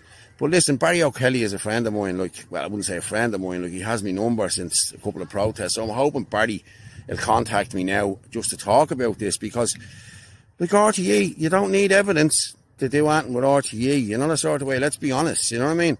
Like, we had an imam here a couple of months ago, cried wolf out in Tala, and said that he got attacked, and every newspaper ran with it the next morning without a shred of proof.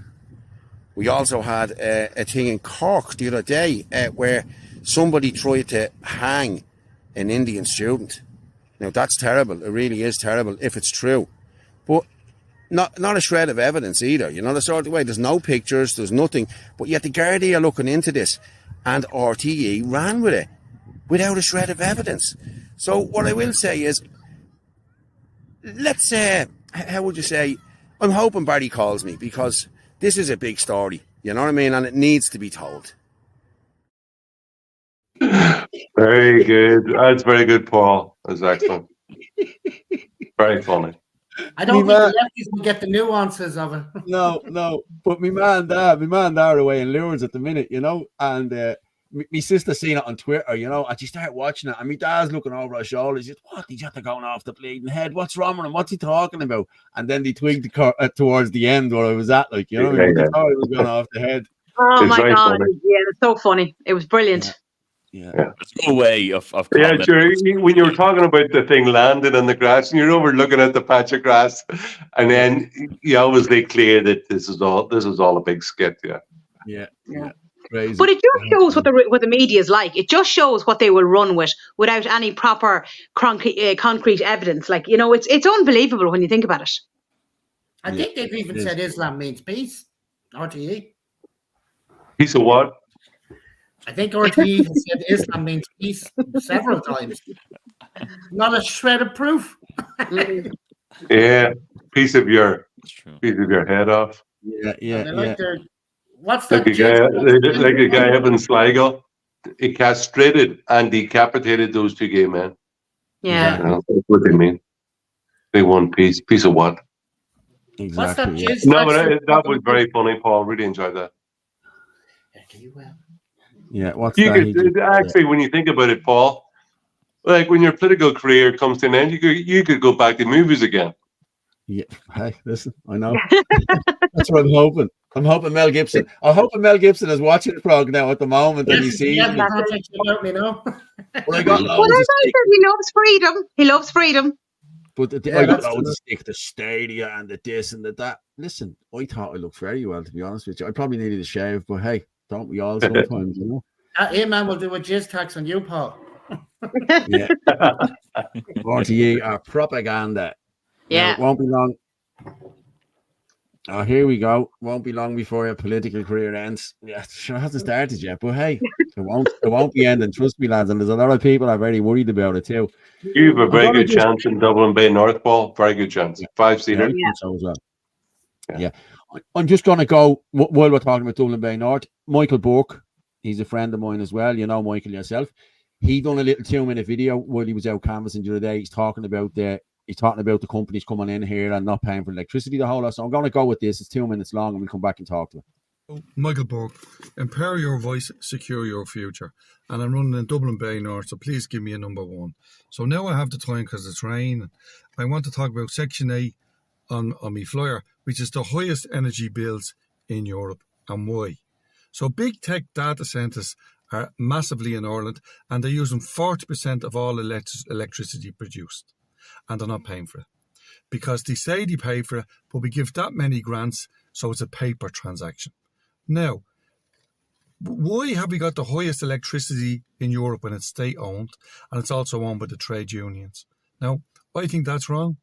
So, yeah, the companies come here, we're shareholders, the Irish people, but they get no dividends.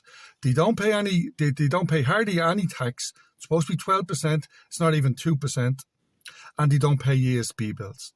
Now, they're not going to other countries to do this because the other countries would make them pay for their electricity bills. Now, every time your bill goes up, the electricity union in question, their workers there get extra money because they're all linked in because they own 5% of the company. Now, I'm not against ESB workers getting dividends, but they're getting it out of the exploitation of the user of the ESB in Ireland, which is all Irish people. So there's no need for Irish electricity to be the highest in Europe. Now, these companies store all this information from around the world, and it's not just pictures of your mother and father. And then they sell the information from that. And we don't get a cut of that, although we pay for everything. We're unpaid shareholders. And I think we should get a cut of that. And I think they should pay their ESB bills and pay a decent amount of tax like everyone.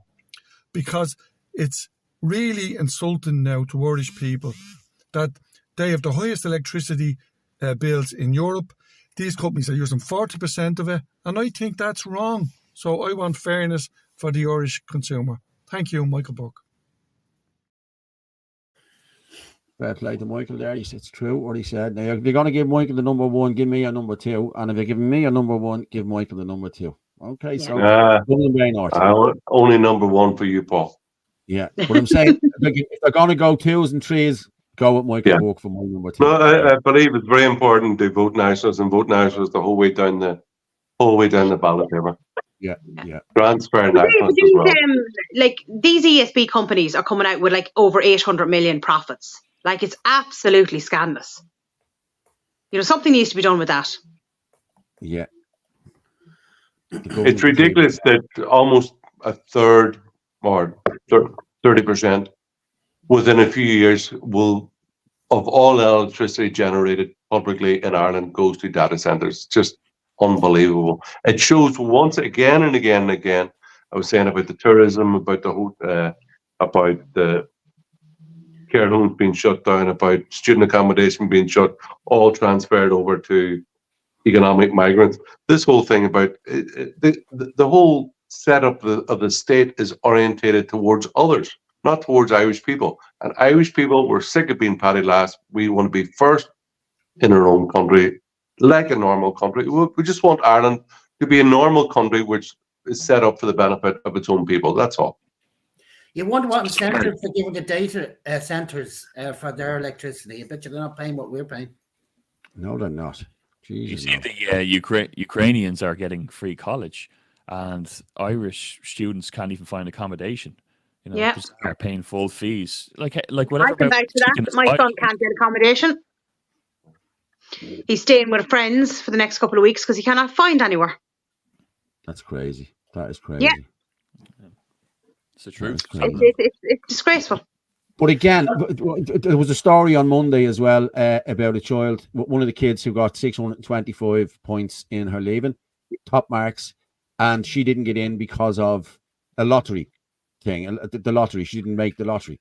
But yet a Ukrainian kid that's here 2 years can blitz the same curriculum, like, you know, the same leaving cert, and they can get the same points as them, and they get a place. So the way I was looking at it was, how bad is the education system in this country that a child can come in here and blitz this after 2 years? You know what I mean? It's made for them to do that. That's the problem here. You know what I mean? Well, do you see another massive advantage that non-nationals get in Ireland? That they don't have to do the Irish. So they get an opt-out from doing the Irish language.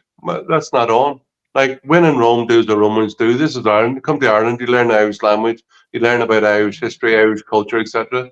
Hey, we're just trying to, you want to get along in Ireland? Well, know who we are, learn our culture, appreciate our culture, respect our culture. It's just ridiculous again, It's this cultural self-hatred, which is dominant among the cultural elite in Dublin. It's just, it has to be, it's like a mind virus which has to be overcome. And we have to tell people that we've lots to be proud of in Ireland. Our culture, our language, our literature, our games, our sports, our dances, etc. We have a lot to be proud of. And you know what? We need to get rid of this so-called cultural elite, the crowd who did the SPHE book, for example, who hate our culture, who denigrate the Irish people, our national sovereignty all the time. And this whole thing about worship of the EU, that's all part of that. Because they worship anybody, like this idea that we need someone to rule us. No, we can manage our own affairs very well, thank you, for our own good, instead of the country being run for the benefit of foreigners. Because that's the way it is at the minute. It's so weird, the demographics over, like in Germany and France and all, it's a lot of young people that are now going against the government policy and stuff. Where here it's a lot of young people, they're all wokeized, they're all, what's the word I'm looking for? But it's brainwashed. Yeah, they're brainwashed. They're now they're finding out the pain of it by not getting places to rent, not getting places in college, not getting the same marks, or not getting into like that person who got 625, I think it was, or 625, the Ukrainian points versus the Irish. And the Irish have to go into the lotto, whereas the Ukrainian got it straight away. Yeah. I was asking there if we have a candidate in Dublin South Central. We have Barry Ward confirmed, don't we? Yeah. Is it no? Years I can't remember off the top of my head his constituency. It's Ballyfermot and stuff anyway. I'm not sure what you call that. Dublin Central West, I think, something like that. Yeah. There's Pat Casey coming in. Let's appreciate our own natural resources, gas, oil, wind, and tidal wave. We have handed over the harvesting of our seaweed to the Japanese. Take them back. Yeah, I think he's right. You're right, Pat. Yeah, we do. I had a big one there. This one's here. Hold on, I just get Back here to this. I don't know where he is. Real. I'm only at the seeing the text message there. He actually sent into the WhatsApp there, but I think it's a bit late to bring him in. But thanks for the texting anyway, Ariel. But I just want to have I anything else there to go with? Let me just see. There was I'm just going to show you this. This is this gobshite. Wait to see this. This is cringe. Every single person in the house tonight. She wants a sexy lady. She has to get her thrill. She gets him Pacino and all the music that beats the tempo. She was on for that night. She was in for a fight. She said, greetings. Hold tight with a new jam. Hold tight to the mic with the left hand. It's me, I'm up on the group hit. Are you ready now? Move to the roof now live. It has no meaning. Are you ready now? Move to the madness. On a Friday night to you. We bring this group to you. I think that's enough of that now. Jesus Christ, that's cringe, isn't it? Isn't that just cringe? Oh, he dances like what was that, Paul? He was at something today. I don't know what it was. It was some whatever it was, some concert or something like that, or whatever he was doing, and he started dancing with that lady, and he can't even dance. Did you see him, man? He was like your granny in the wheelchair, like, you know what I mean? Who was that? Simon Harris? Yeah. Simon Harris, yeah. It's like he was in goals. Did you hear that story? They put him in goals and they lost 6-1 or something against some team. No way. Imagine him in goals. Look at that man there dancing around, and just, you know, how he speaks and how he carries himself. Is that an Irish leader to you? You know, it just, I don't know. It's this new wokeism of men you see now standing up. Like, it's nothing about him says anything about Irish culture or about an Irish man. I don't think, you know. Well, strippy, feminized, weak, likely to dye their hair pink if they had a long weekend. You know, it's very damaging, like, you know. But that it's just it's also the type of people who are attracted to politics at the minute. Like, it's a very, you know, it's pathetic. It's this celebration of victimhood all the time. It's pathetic. Instead of, as I said, instead of being built on pride and who we are as a people, it's all shame and disgust, and it's anti-life, I believe. Like, you know, attracted to politics by the IFP. It's 36 million confirmed that he handed over to Ukraine again. Was that? I seen that put more up. Money, 38 million. 38 million. Like, we're talking about a recession coming on, and you know, the funding, we don't like a budget coming up, and he walks over there and does that. It's bizarre. It's not enough that we're to take him more than any European country, and we're putting them free through college, and we're flying their pets over for almost like what was it, 750,000, 800,000, and they go home for Christmas to their place that they're seeking asylum from. Like, it's a joke. Like, how does not uproar about that? And then Zelensky's wife goes out and buys a Bugatti. Come on, you know, $1 million for a Bugatti. I swear to God, yeah, that's common knowledge. That was only last week, the week before she done that. Yeah. But I mean, we have 14,000 of our own homeless, and he's sending over 36 million or 38 million, and 14,000 of our own people have nowhere to live. Like, it's just disgusting. Yeah.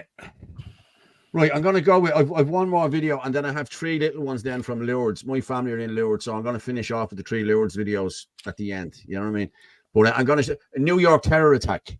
We're just going to jump out of Ireland for a minute. A New York terror attack has been foiled by a migrant. Listen to this. Breaking news. The Justice Department says a planned terror attack in New York City has been thwarted.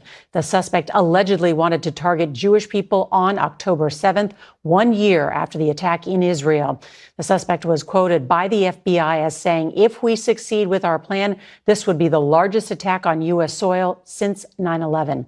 CBS's Nancy Cordes is at the White House with new reporting. Good evening, Nancy. It is chilling to read what this suspect was planning.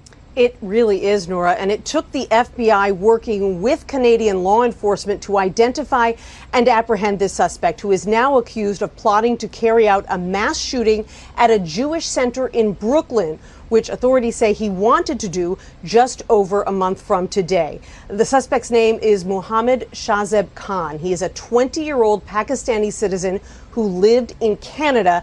He allegedly began posting on social media in support of ISIS last November and eventually, without his knowledge, began communicating with 2 undercover law enforcement officers. That's what led them to him. According to Attorney General Merrick Garland, the defendant is alleged to have planned a terrorist attack in New York City around October 7th of this year with the stated goal of slaughtering, in the name of ISIS, as many Jews as possible.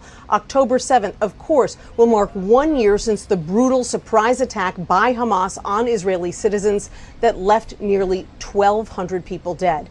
Now, Khan was apprehended just a couple of days ago in Quebec. It's believed he was headed towards the U.S. border. A resident in the area said she saw police officers outside her home put a man in handcuffs on her front lawn.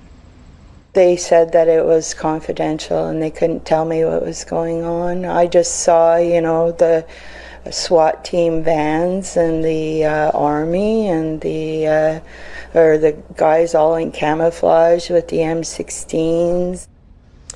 This suspect allegedly told the undercover officers that he chose New York City because it has, quote, the largest Jewish population in America and, quote, we could easily rack up a lot of Jews. He is charged with 1 count of attempting to provide support to terrorists. Nora? Good work by the FBI and law enforcement. All right, Nancy Cordes, thank you very much. That's only one that they've caught, but they've let in nearly 12 million in the last 3 years. So they don't know who they're letting in. It's exactly what we're doing here. We haven't got a clue. We've let in hundreds of thousands here that we don't know. Probably 80% of the people we've let in here we know nothing about. This Black Axe gang, you see that, Paul, as well. The Black Axe gang, yeah. Across UK and Ireland, and one of the most vicious, violent gangs in the world. Yeah. Good night, Martin. Good night, Martin. Take it easy. But Ireland is being destroyed, and we're going to stop this madness. And then it has Paul, IFP says you're running in Ongar. Well, there's the leader of the IFP there. Where am I running, Herman? Dublin Bay North, and you're in it to win it. In it to win it. I think you have a great chance, Paul. Yeah. And it's very important that everybody gives Paul the number 1 to get there. And also the transfers on top of that, that we get Paul elected first TD for the Irish Freedom Party. It'd be great. Well, the first of many. Simon. He's given up his movie career to go into politics. So you owe him a vote. You owe him a number 1. Yeah. I'm going to just do one more video here. This is Tartan Hall security. Okay. These are the guys they bust in yesterday to Tartan Hall. These are Dave Mooney's crew. So it's only 2 minutes long. So I'll have a go at this later and we'll come back and we'll finish up then in a few minutes.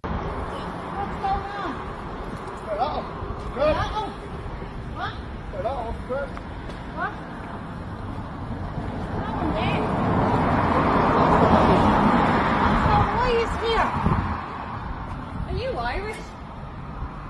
Are you Irish?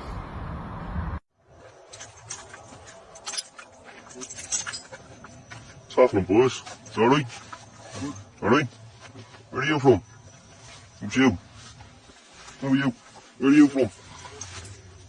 You at one of these centres as well? You the one with the crew in them, are you? Are you one of the ones that are recruiting them? What are you doing up here? The cheeky is, you have some neck, the whole lot of you. This is your country as much as it is. What the Rec Provision Centre are you out of? What the Rec Provision Centre are you out of? Fucking shame on you. David Looney. Fucking shame on you. He's always in the front seat. Look at him, sweating like a pedo. Look at him. Horrible bastards. David Looney. To win the lotto, pal, yeah? We've won the lotto. What centre are you in? You're not in East Wall. Are you in East Wall?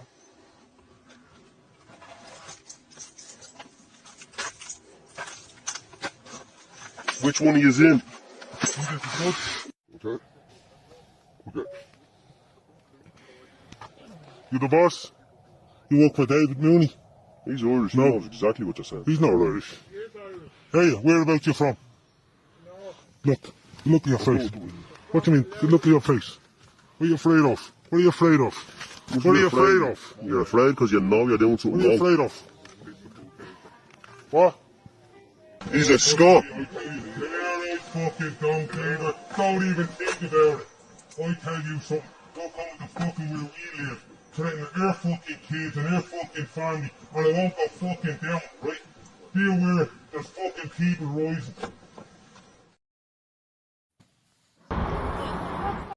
Sorry. Yeah. The people are rising, and that's it. You know what I mean? Like, listen, if you hadn't got a problem with what you were doing, why would you wear a mask? You know what I mean? This is the thing. Now I know someone now that's close enough to me now that's at the going driving the buses for them. You know what I mean? It's how people can turn on the people like that and drive and work for them people is just beyond me. They all need to be named and shamed. I don't care. Yeah. You know? Was that knuckle dusters tattooed on his arm Yeah, or something? that's exactly what it was. Yeah. Pat Casey, great feedback on the streets about IFP. Keep feet on the ground, lads. We will, Pat. Don't you worry. Yeah, great video. Yeah, but yeah, I'm gonna give the Lourdes one. There's 2 or 3 of them. I'll just play it. Only a minute long. It was just, you were sent to me there a while ago. So this is what it's all about, you know.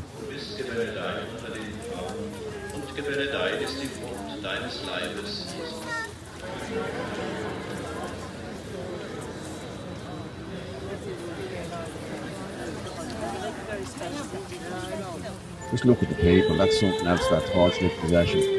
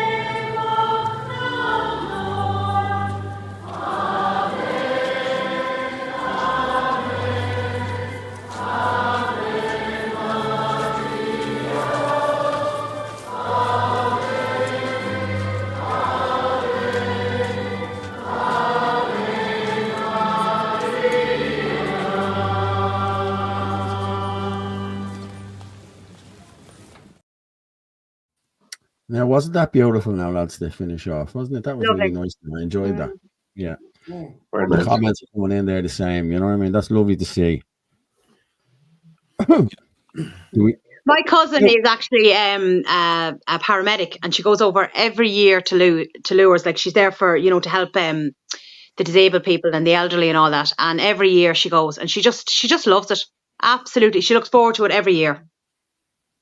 Yeah, we remember the May processions through the thing. What I will say is, I was only told this yesterday by a guy as well. On Thursday this week, there's a Catholic mass. They're doing a mass outside at the Spire. Now, it seems to do this every month, and nobody knows about it. But one of these guys was just in the church last week, and he's seen the thing on the notice board. So if anyone wants to go, Thursday, I think it is 2:00. I'll post it up on my thing later on. Go to mass and show them what the Catholic faith is all about. I'll be heading in myself just to go in, just to see what it's like. You know what I mean? I seen this podcast or something about in America, the college students now. You know the way you always want to be the rebellious ones, and they're the wild ones. Look at them; they like punk the first time and all that.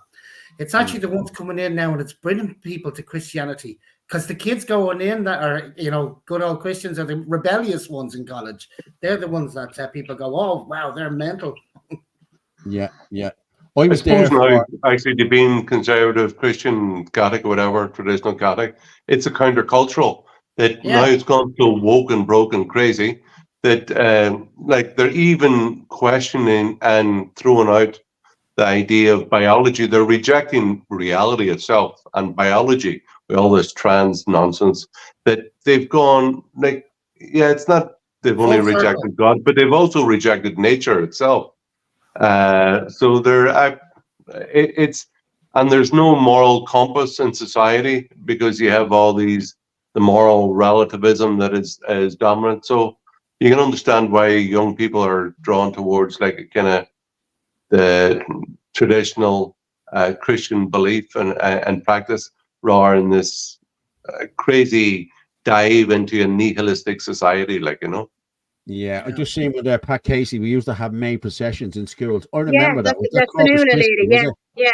I remember that. I remember the priest going down and he had the Blessed Virgin and the whole. It was beautiful years ago. Now there's none of that. Now there's nothing in the schools anymore. You know, it's gone ridiculous. And then you don't even hear church bells anymore. It's true. Well, I live right beside the church. We have a church bell. And John 14:6, Jesus said to him, I am the way, the truth, and the life. No one comes to the Father except through me. Oh, actually, for my 30th, I went to the Holy Land, and everyone was kind of looking at me like I was bizarre. Like that's one of the places I always go to. Bethlehem, Jerusalem, Nazareth, unbelievable. Like, you know, even for, you know, as a counter to the traditional going to Spain every year. Yeah, and it was absolutely amazing. I have to say, like, you know, really like what. Fulfilling in a different way. You can feel it, yeah. I remember being in Lourdes. Military Week I was there for. Military Week is brilliant. They bring all the militaries of the world all into Lourdes for 1 week. Ah, Jesus Christ, man, it's brilliant. Brilliant now, I have to say. And I would highly recommend it. Like, I haven't gone in years, you know what I mean? My man and the family go every year. You know what I mean? So religiously they go every year. So well, I did the thing with my daughter, that Camino pilgrimage there in northern Spain. I did it with my daughters about 7 years ago now, actually. It's a bit long. I was just looking at things about it there yesterday, actually, like Camino. That's absolutely fantastic experience. You know, the people that you meet, it's the beauty of the place that you're walking in, the people that you meet, the prayers and stuff like that there, and the beauty of Santiago. Like this, where the Camino is, Santiago de Compostela. Everything was absolutely fabulous. I really loved it. You know, it's a whole cultural thing. It's not just the Christian faith, but as I say, the people you'd meet on pilgrimage, the conversations you have, and it was great fun too. Really great fun. Yeah. And I just want to say the IFP is for all walks of life, not just Christians. Like, I'm agnostic, but I still believe that Ireland is founded on Christian cultures and they're the best cultures. I told you not to invite him on. It's for all walks of life. If people want to join the IFP, it doesn't matter. We're not into that new religion of wokeism for sure. No. Guys, I'm going to finish it off there tonight because we've only about 2 minutes left and I have to do my little thing, you know yourself. And Herman, thank you very much for coming on. If you want to drop my pleasure as always, Paul. You can go off now, get the makeup done. Happy days. No problem. I'll drop you down and talk to you in a minute. Orla, I'll do the same with you, Hunt. Give me 2 minutes and I'll be down to you, says the man. Frog, thank you very much. Just wait there in the green room and I'll be down to you in a minute. Anthony, thanks very much. Another great show again tonight. Fair play. Yeah. Thanks, everyone. Fair play. Thanks, Paul. Fair play to you. Cheers, Anthony. And I will talk to you in a few minutes. So we'll just make myself a little bit bigger. Yeah. No, Jesus, no. That's me now. Okay. Thank you very much for tuning in tonight, people. It was a great show, and I really enjoyed it. Now it just flowed. Like that 2 hours, you don't see it going, like, you know what I mean? And I'm sorry for that guy Ariel. You can come on another night, mate. I'll get you on another night. But as we say every Sunday night, the truth is like a lion. You don't have to defend it. You just let it loose and it will defend itself. Good night and God bless.